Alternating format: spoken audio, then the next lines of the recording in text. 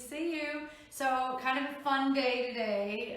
Got a special delivery from one of the local farms here in Georgia, and it's really awesome. So I'm just going to go through some of the things that we got, give you an idea of what you can pick up at the grocery store, or even better at a farmer's market or somewhere local that delivers. That's the best way. They drop it outside your door and it's all hands off. So this is great. Boy, if you can find one that doesn't have a queue or a line that is all backed up, because a lot of people are doing this now. So we've been trying to do this for years, you know, and having been working at the botanical garden for 10 years, I usually have a lot of produce around. So the botanical garden happens to be closed, so I had to go shopping. So yeah.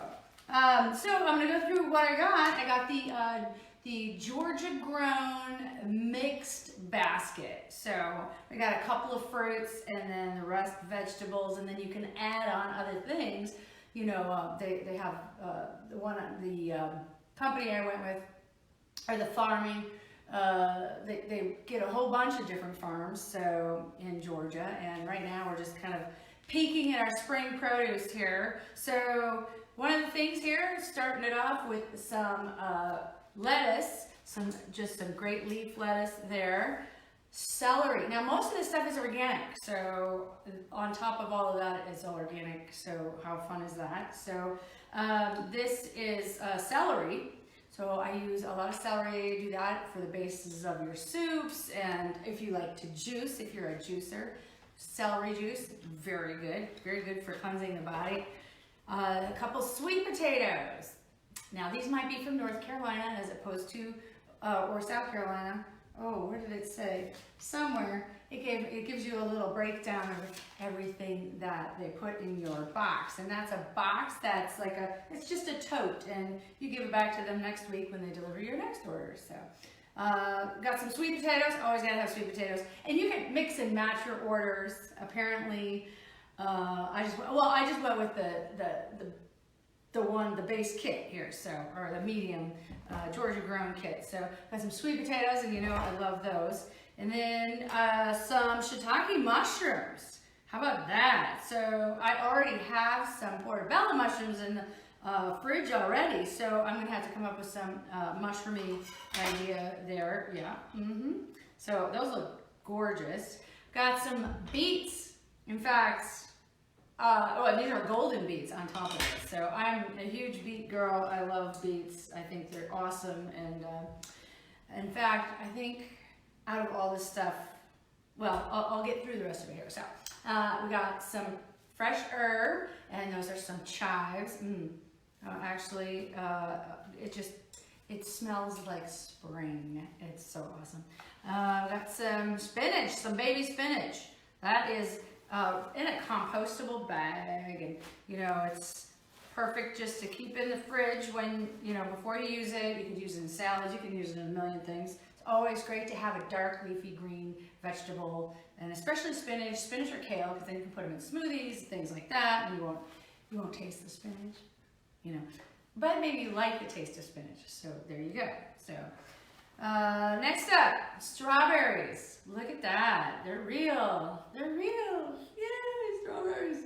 And we need strawberries in our life because they're kind of like the best fruit or the most versatile fruit. You can do so many things with them, and I think it's probably one of the #1 berries out there. And speaking of berries, we have blueberries. Now I did sample a couple of these, and oh boy, look at it. They're huge blueberries.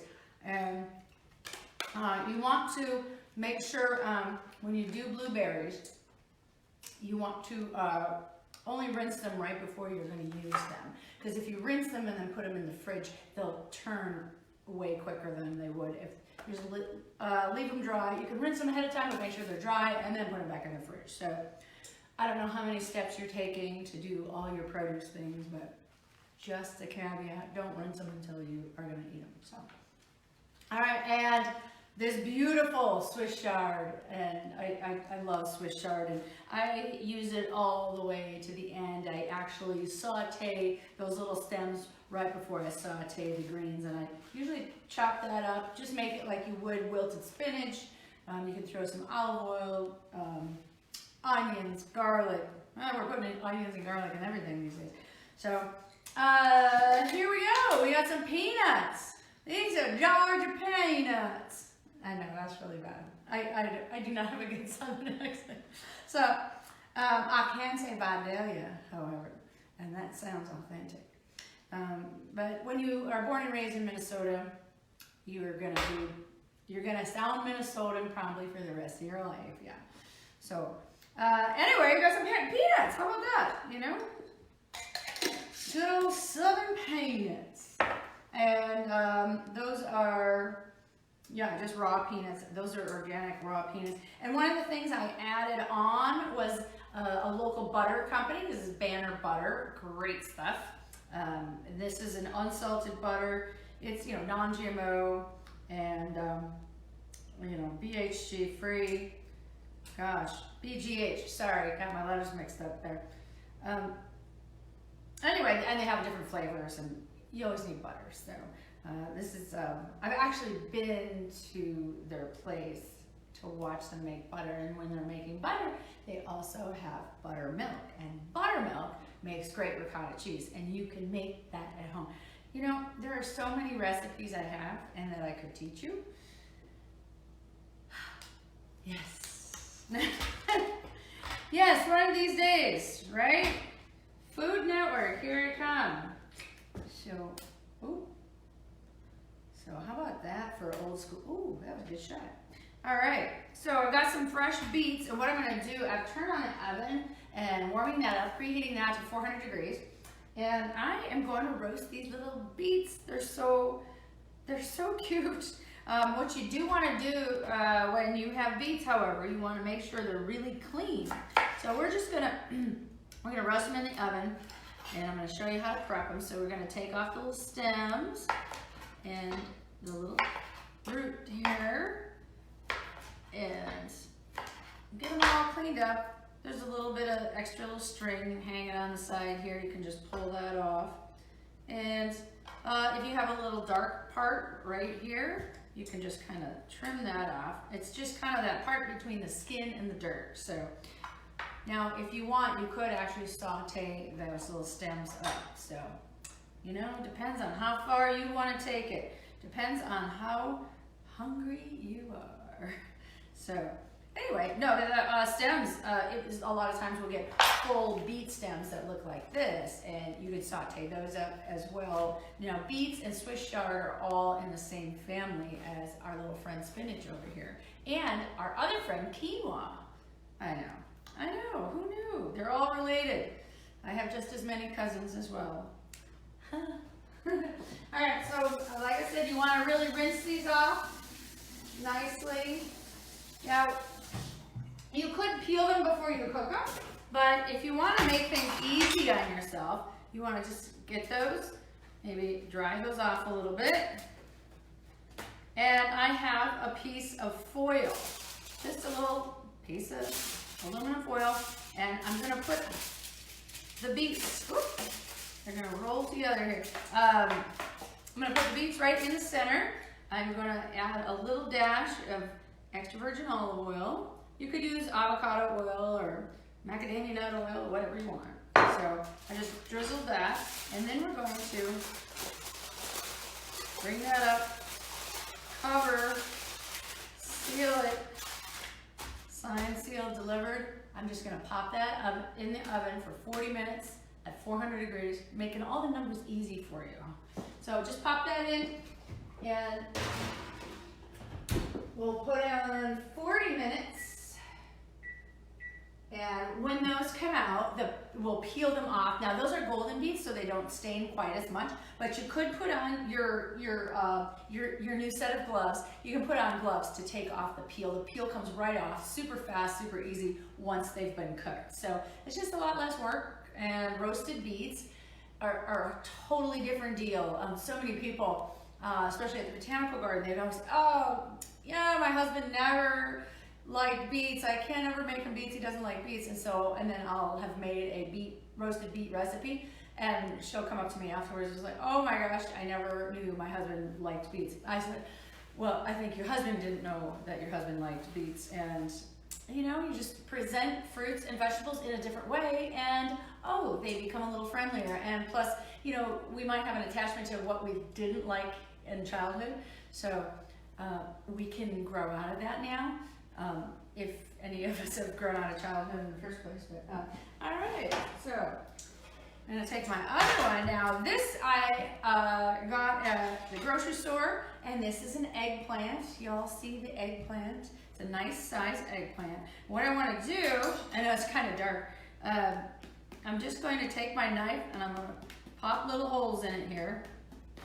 Now you really want to make sure, more than anything, if you're going to do, I'm basically going to roast the eggplant. Now that we've poked about 25 holes in this, you could put this on your barbecue grill and just let it rip. What it's going to do is the inside's going to cook, and the outside's going to get a nice little char on it, and then it's going to implode. And the implosion, a wrinkled eggplant is the eggplant you want. So this is the time in our life where we do like wrinkles. Your wrinkled tomatoes and your wrinkled eggplant are delicious that way. So, but instead of the barbecue grill, I'm just going to put it in the oven. We already have it on at 400 degrees. So I'll put it in there. It's got all my little holes poked in it, and put it just on a sheet pan like that. Make sure the sheet pan might have a little lip, because sometimes it does give a little juice off to the sides here. So pop that in there, and 40 minutes in the oven. I can put these side by side. I can cook them at the same time. Now remember, it's the oven that's doing the work. You're just poking holes in food and put it in the oven. Make life easy on yourself. But what's so great about eggplant, this has got so much fiber, it has got minerals, it's low in calorie, it's filling. What I'm going to make with that is a baba ganoush. I may have to make that for you tomorrow, but I think there is a recipe on my website. So if you haven't, I'm sure there's a baba ganoush recipe on my website at healthyeating101.com. You put eggplant in the search bar. I've got a whole bunch of different eggplant recipes. Now you could also make ratatouille with that eggplant. So I have a couple of them. I'm going to roast one because I like the baba ganoush, and then I'm probably going to make a ratatouille style something with the other one, and then we would be chopping it up. So you can slice it up, you can dice it up, you can roast it up, you can grill it. A lot you can do with an eggplant. Don't forget about the lonely eggplant. All right, popping it in the oven. So that's it. That's all I have to do. Now I have to wait 40 minutes. Wait with me. What else are you going to be doing? Nothing. Yeah. The food will be a little bit, but anyway, I thought I'd throw out my delivery today. That was great, and everything comes in compostable or reusable things. It's a new time out there, man. It's time to not only get healthy, just increase your fruit and vegetable consumption, and things will be looking up. Actually, it makes you happier. I mean, when you have good food, it equals a good mood. So I'm all for that, because boy, oh boy, gosh knows that nothing else, like I said last night, the liquor sales have doubled in the United States and probably around the world, but holy cow, what else are we doing? We're watching a lot of TV, Netflix, movies. Let's hope we're doing some projects. I'm working on some website things. I am also, I'm throwing it out there, but I'm gonna be working on some cooking videos, and it'll be kind of like either a subscription or a Skype or if y'all have ideas, let me know, because I'm trying to figure out the best way that you don't have to sit and work with Facebook and me doing it live, but that you could go somewhere and just do one recipe at a time or a dinner at a time, and then or I can cook with your camera over your counter, and or I can do a recipe ahead of time and y'all join me and you somehow source the same ingredients and we'll all make it together. So, or you just say hi and good to know you. So anyway, hope everybody's doing great today, and we're not going to really wait the 40 minutes, but you know, it would be fun to hang out. I want another platform where I can actually hear you guys instead of, I can't read the fine print. Oh, hi Craig, you're back, yay! I can't read what you wrote, but maybe if I get the good old glasses out, but you know. Anyway, so hang in there, everybody. It's just time to, you know, develop some new healthy eating skills. It's not that hard. I've been doing it for as long as any of you have known me, and we're talking all the way back to 2nd grade here. I think that's the farthest any of you go back. But, oh, besides my family, of course. I'm just talking my friends. Relatives, psh, I got relatives till Kingdom Come. And here's a fun fact, which is really weird because I made a comment the other night, you know, only pandemics happen every 100 years, but my grandfather's first wife passed away in the 1918 flu epidemic. And he had 3 little babies, and one of them was born a week before she died. So he picked up his babies, moved back to Minnesota, and then met the nanny, my grandmother, and she proceeded to have 8 more children, and my dad was one of those 8 more children. So I wouldn't be here had my grandfather would have never remarried. So anyway, how crazy is that? So I don't know. That's 100 years ago. So anyway, they were eating like this 100 years ago, but they were, you know, had a lot of fresh food. They didn't have all the processed food that we have today. They don't have all the processed food and the high amounts of sugar. And sugar's not so good for your body. So if you can cut down on sugar, increase your fruits and vegetables, and you know, get your body working the way it was meant to work, then you know what? We will become a very forceful country here. So anyway, all right, so I will post some pictures on my Instagram if you haven't gone there. I put last night's dinner on Instagram at Chef Megan 101. Picture turned out great. The dish was delicious. That's going to be a keeper in my repertoire, except I'm going to learn how to make the sauce, or my own sauce, as opposed to the jarred sauce. But hey, sometimes we use what we can, and use what's in the pantry, use what's in the fridge, you know, just use what's in your neighbor's garden. So anyway, I've got all my fresh herbs growing outside, so I don't have chives growing out there. Isn't that funny that they sent me chives? All right, so thanks for coming, guys. I hope to see you soon in person, and we'll make something. We'll cook something, or maybe you all could cook for me. Yeah, all right. So good to see you. Thanks. Now I'm going to turn it off if I can get there. Bye.